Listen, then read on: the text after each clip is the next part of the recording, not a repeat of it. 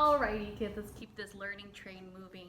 Today we're going to do lesson 74. That is page 487 on your book. We're going to go ahead and get started.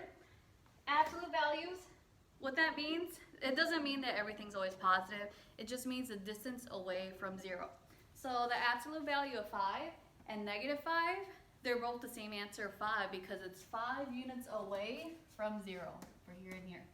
To solve for these, all you do is use 7 equal to a negative answer and a positive answer.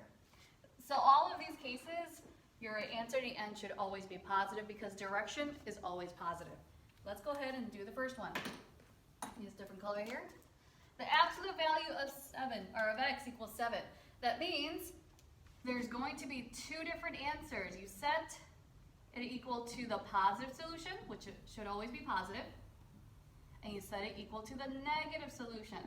In this case, that's how you solve for x. If it's inequalities, it's already solved that for you. So your answer would be, you use a bracket, 7 and negative 7, or negative 7 comma 7, it doesn't matter.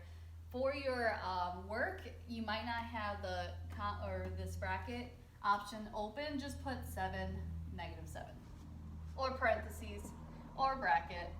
I always look back at the answers, so I'll let you know if it's right or wrong. And plus, if it's like this, if it's one space off or anything like that, I always go back and see if you actually did the right work. This one, the absolute value of x plus 3 is equal to 16. In this case here, we have something that's adding into 3. To solve for these, we know absolute values have multiple answers. They have, most of the time, 2 answers.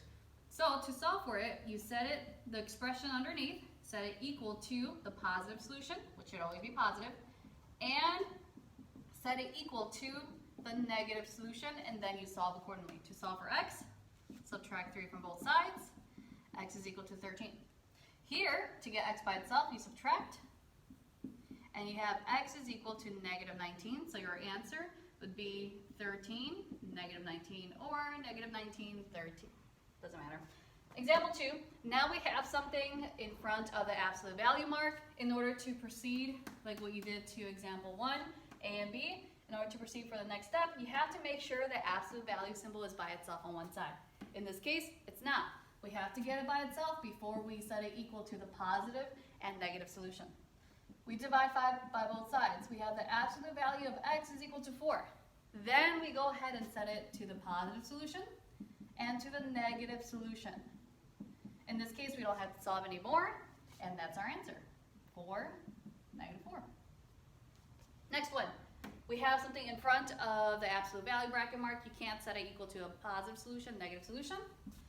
Divide both sides by 4. We have the absolute value of x minus 2 is equal to 20. And now, since it's by itself, on one side, we set it equal to the negative solution, positive solution. I like to start positive first. And then we set it equal to the negative solution. And then we solve for x. Plus 2, both sides, x equals 22. Plus 2, both sides, x is equal to negative 18. So your two answers is 22 and negative 18. Make sure you set it equal to both the positive solution and negative solution here. Keep in mind, you're not including the negative sign, the absolute value bracket sign. What you're putting on that side is whatever's between the bracket, whatever expression's there. Example 3, same thing. We have something on the left side. We should always make sure the absolute value bracket is by itself on one side. Here, it's not by itself. I add 2 to both sides. I have the absolute value of x minus 6 is equal to 0, which is good. It could happen. Now, nothing's on the left side of it. We set it equal to a positive solution. X minus 6 equals positive 0. And then x minus 6 equals negative 0, which is also still 0. So if you notice, your answer here would just be 6. You only have one answer. Last one, x plus 4 is equal to negative 8. In this case here, we've noticed that distance is always a positive solution. We have to have a positive answer, a positive number. If we have a negative number, there is no solution.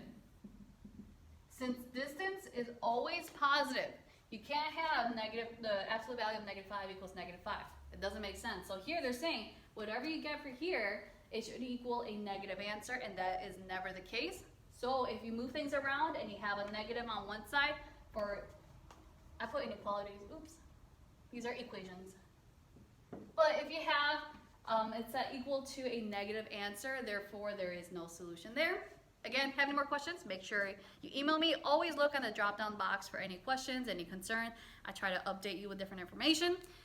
I also changed the system. You'll have homework Monday, Tuesday, Wednesday, Thursday. You'll have a review quiz Friday from what you learned that past week. And that's how it's going to be done because we don't know when we're going to return, if it's May 1st.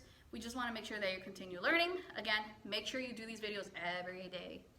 Goodbye.